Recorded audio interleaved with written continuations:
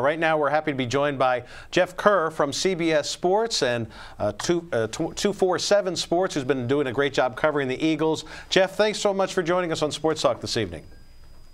Hey, Chris, thanks for having me. We really appreciate it. And I know I want to ask you about a couple big stories you've had over the last few weeks involving the Eagles.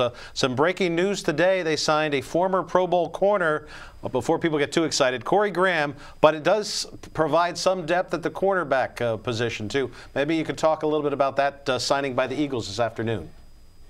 Yeah, Chris, I know, Graham played safety the last 2 seasons, but to me, I think he's here to be that veteran cornerback. I don't think they're ready to make Rasul Douglas the Week 1 starter yet. They've given Patrick Robinson a shot. He's been terrible. C.J. Smith, I mean, does that really excite you? Probably not. I mean, at least with Graham, it's something. With Corey Graham, you have a guy with experience. He hasn't missed a game since 2007, made the Pro Bowl in 2011, albeit on special teams, but still, when he was with Jim Schwartz at cornerback in 2014, played both cornerback positions, had 3 interceptions, and played really well. In fact, he was the guy who was the more impressive player in that top 5 defense, not Leos McKelvin, who the Eagles brought in last year. You know, I thought the Eagles did a great job this offseason with all the offseason moves, except for defensive back. I mean, they improved wide receivers. They added some depth on the offensive and defensive line. But corner was the one spot I really thought they had to get out and add at least one blue chip person. They did draft one number 2, but he's not going to be available at least for the first half of the year. How do you assess the cornerback position right now? And I believe a couple days ago you actually had a story online about one of the undrafted corners have been looking better than some of the other people that are projected to possibly make the roster. So what's the latest with the corners at the Eagles camp? Well, I mean, to me, it's not good. Like I said, I think if I had to grade the cornerback situation right now, Jalen Mills has been solid, yet unspectacular, but at least he has experience. A little-known fact people know about Eagles cornerbacks, once they cut Dwayne Gratz last week, combined C.J. Smith, Mitchell White, and Aaron Grimes played a combined 1 defensive snap last year. That just one, and that was Grimes. P.J. Smith was on the 53-man toward the end of the season, but he just played special teams. These guys don't have any experience whatsoever. That's why I thought bringing in a veteran like Corey Graham was good for this defense. It's a lot better than Take Lover Wright, who they brought in the other day. I thought that was just a death move, but Robinson's been getting beat. One-on-ones, you can't look too much into it. That doesn't favor a cornerback, but when you're getting beat deep in 11-on-11, it's not good. You need other players, a veteran leader, if you will, to help this defense out. And right now, before Graham, they didn't have it. And at least now they do. They have something. I think Russell Douglas is going to be the Week 1 starter, but at least Graham can provide a bridge to that if they're not ready to give him that responsibility yet. How do you think they're going to compensate from a strategic standpoint? Obviously, unless they make a trade, whoever gets cut probably isn't going to be that great of an upgrade anyway at this point before the season starts. So what kind of strategy do you think they'll employ? Do you think they'll blitz more to try to put more pressure on opposing teams' quarterbacks, or do you think they'll drop back in max protection and try to help out some of those younger guys deep downfield? Well, that's something I wish Jim Schwartz would do more, is blitz. He only tends to rush 4 guys. And those are the 4 guys that he's got on the field. I think that's why he really stressed the defensive line, adding a guy like Timmy Jernigan, who's actually a better fit in the 4-3 than he is the 3-4. And he's been one of the most impressive players at camp. He can defend the run. He's very good at pass rushing the quarterback. Him and Isaac Seumalo have been in great battles throughout camp. And then you got Derek Barnett, who led the NCAA in pressures over the last 3 years, not the number 1 overall pick in Myles Garrett. So I thought Barnett is in a great situation with this team with Timmy Jernigan and All-Pro Brandon Graham and a former All-Pro and Fletcher Cox. I think those guys are really going to go after the quarterback. I think that's what Schwartz is banking on. Get to the quarterback, make him throw the football quick, and then that way the quarterbacks won't give up that big play. It'll actually benefit them as time goes on. Jeff, just your take. I know we're only about a week and a half in a training camp here, but your assessment of Carson Wentz and some of the things that you're seeing that he's doing better, maybe even intangibles away from the huddle and away from the field, he's doing things differently than he did in his rookie season last year.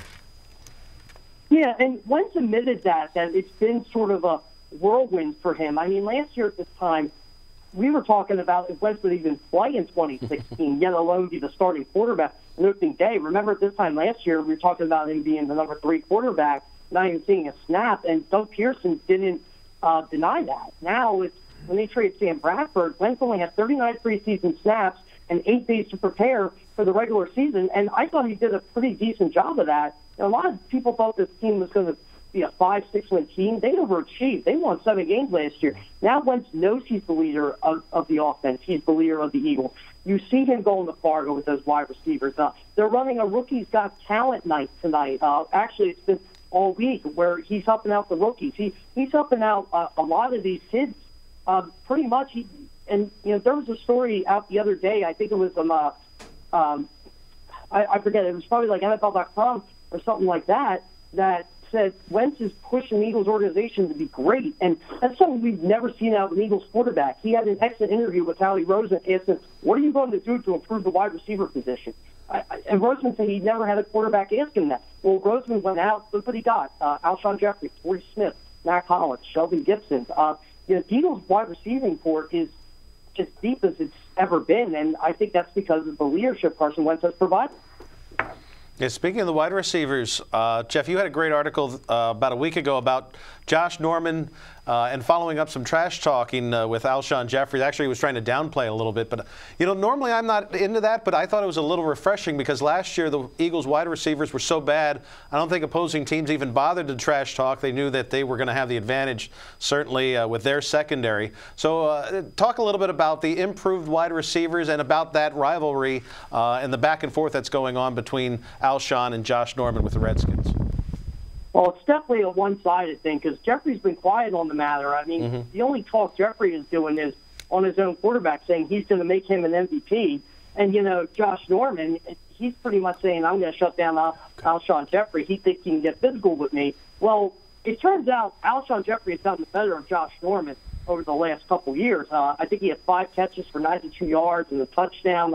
This was a couple years ago when Norman was on the Panthers and Jeffrey was on the Bears. And Jeffrey seems to have a little bit of advantage there, especially in the red zone. And, with Josh Norman, the Redskins, as far as I know, they're still keeping them on one side of the field and letting Rashawn Breeland get beat. So that might not even be a matchup. The Eagles might just put Jeffrey on that side and say, all right, Josh, come over here if you dare. And, it's more of Norman trash talk in the one way compared to Jeffrey. I mean, Jeffrey's more of developing his team and making them better. And Norman, I guess he's just living off that $15 million a year he's making and seeing, hey, I'm Josh Norman. I can get an Odell Beckham's head. Maybe I can get in this guy's head too.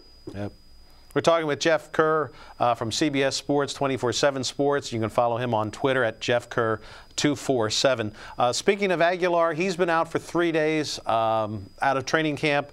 Donnell Humphreys also has been out for 3 days. Your thoughts about Jeffrey sitting out? I know there's some people that are saying he has to get out there, he has to develop the chemistry with Carson Wentz, but the Eagles are taking a precautionary approach and trying to go easy and slow with him. Is it a big deal if he doesn't get out there for very many snaps?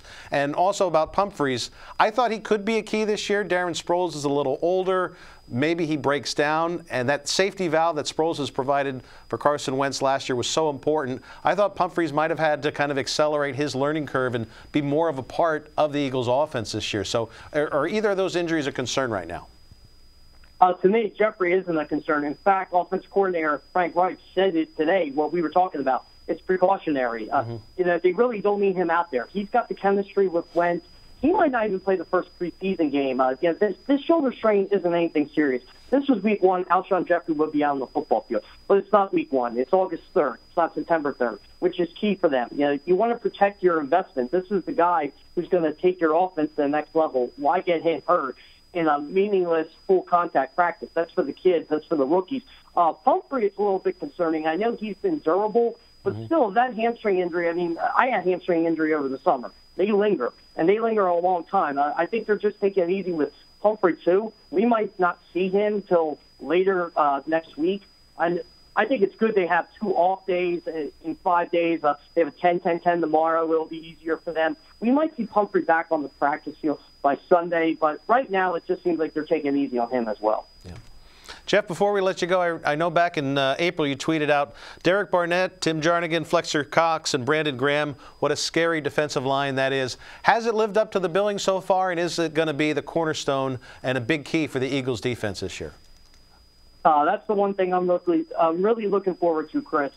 Seeing Derek Barnett, 24/7 Sports is based out of Brentwood, Tennessee, which is by Nashville. Derek Barnett is from Nashville. I've heard a lot of good things about Barnett. 192 pressures over the past 3 seasons. That's 8 more than Myles Garrett, who went number 1 overall. Barnett, 33 sacks, broke Reggie White's record. That's another impressive stat. He's in a perfect situation with Timmy Jernigan, Fletcher Cox, Brandon Graham. Brandon Graham second in the NFL with 83 pressures last year. Yeah, he only had 5.5 sacks, but obviously pressures is a key stat. That's what got Brandon Graham an All-Pro award. And with 40 run stops as well, that's something that we don't look at in a defensive end. It's not a sexy stat, but it gets the job done.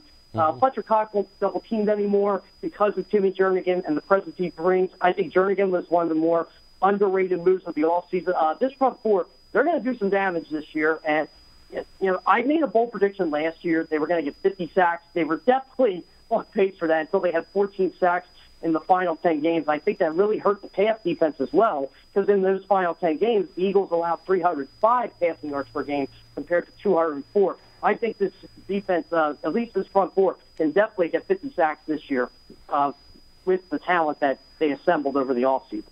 Well, Jeff, thanks so much for your time, and keep up the great work following the Eagles for CBS Sports and 247 Sports as well. No problem. Thanks for having me, Chris. All right, our pleasure. Jeff Kerr from CBS Sports, 247 Sports, and also, again, follow him at Twitter at Jeff Kerr 247.